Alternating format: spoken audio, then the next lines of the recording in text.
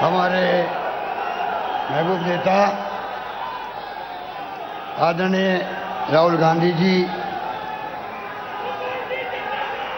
मल्लिकार्जुन खड़गे साहब, अधीर रंजन चौधरी जी, भूपेश बघेल जी, तमाम हमारे मंच में बैठे हुए तमाम हमारे वरिष्ठ नेतागण, उपस्थित बुजुर्गों, भाइयों और बहनों, नौजवान दोस्तों, आज रामलीला मैदान एक इतिहास बनाने जा रहा है।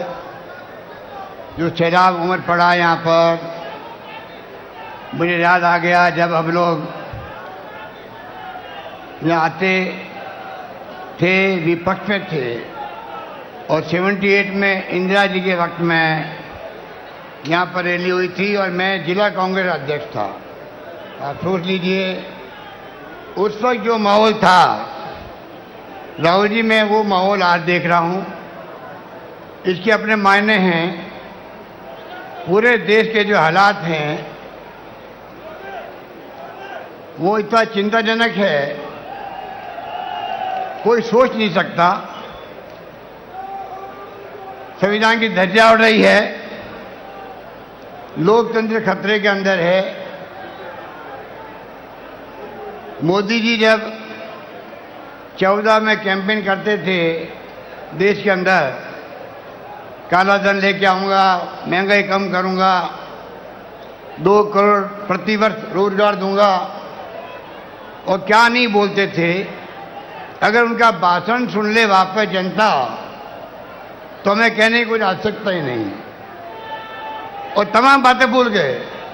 हमारी सरकार के वक्त में जो आंदोलन करवाए गए थे दिल्ली के अंदर, अन्ना हजारे जी से भी, यही केजरीवाल जी आज जो राजनीति कर रहे हैं वो भी हदें पार कर रहे हैं असत्य बोलने की।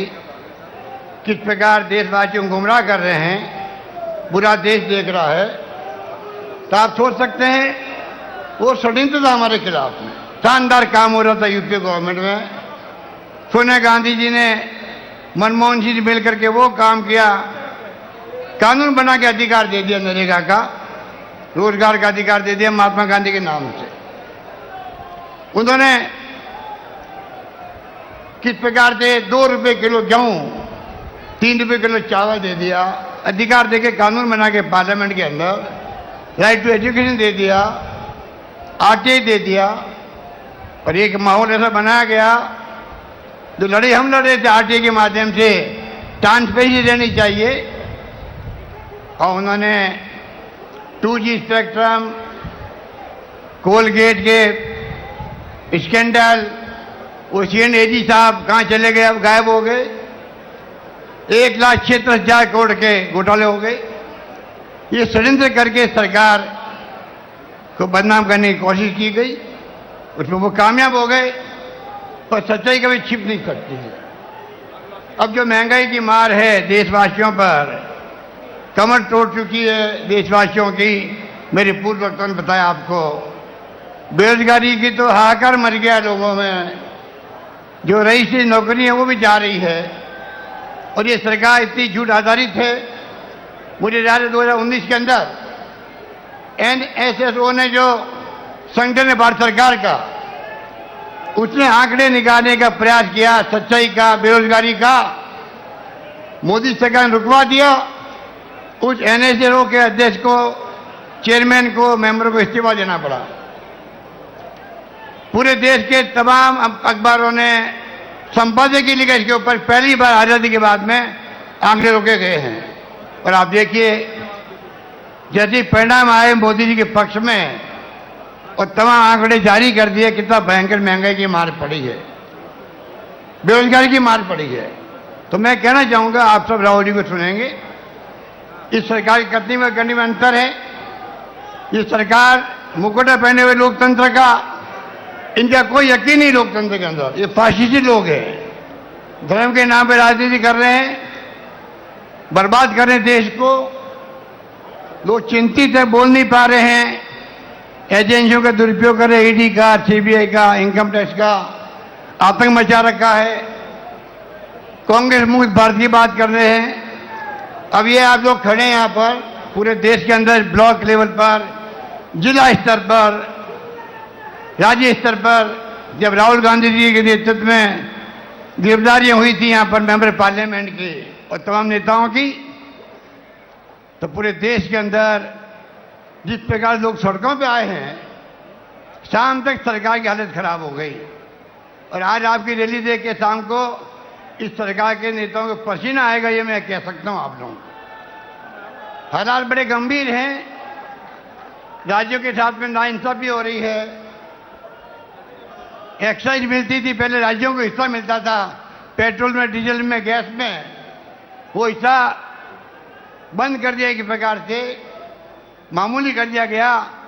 पूरा का पूरा एक्साइज 16 लाख करोड़ के आसपास हुआ होगा, अधिक हुआ होगा।